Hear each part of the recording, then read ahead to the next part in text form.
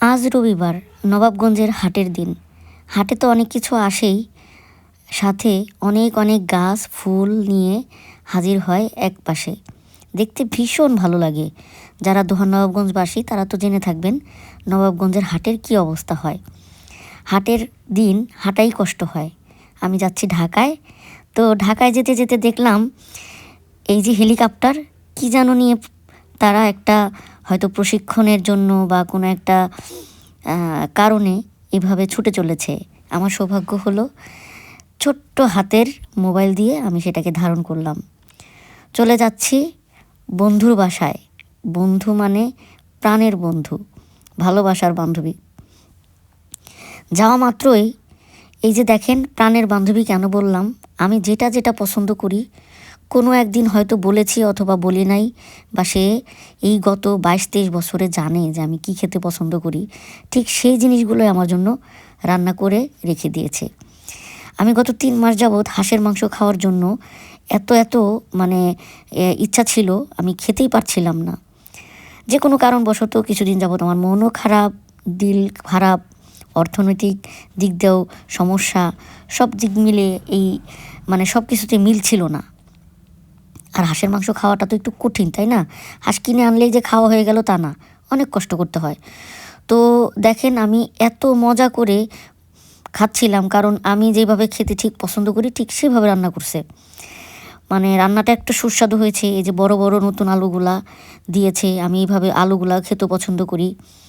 এই যে হাঁসের বেশ ভালো মাংস, লেগ পিস ছিল, 1 পিস মাংস ছিল। আমি বসে বসে আরাম করে খেলাম। যতটা না ক্ষুধা ছিল তার চাইতে বেশি আনন্দ করে এবং মন ভরে পেট ভরে খেয়েছি। তাই বললাম, আপনার সম্পর্ক থাকবে অনেক মানুষের সঙ্গে, এর মধ্যে রক্তের সম্পর্কের মানুষও থাকবে। সবাই কিন্তু জানবে না আপনার পছন্দ অপছন্দ, সবাই কিন্তু আপনার চাহিদা পূর্ণ করবে না, সবাই কিন্তু গোপনে আপনাকে ভালোবাসবে না, সবাই কিন্তু আপনাকে নিয়ে এত বেশি চিন্তা করবে না। তো খাওয়া শেষে আমরা দুইজনে এই যে সুন্দর করে 2 কাপ চা নিয়ে নিয়েছি। আমার বন্ধুর হাতের চা অনেক মজা। তো আমরা আবার একটু রেস্ট নিতে নিতেই শুরু হয়ে গেল রাতের খাবারের টাইম।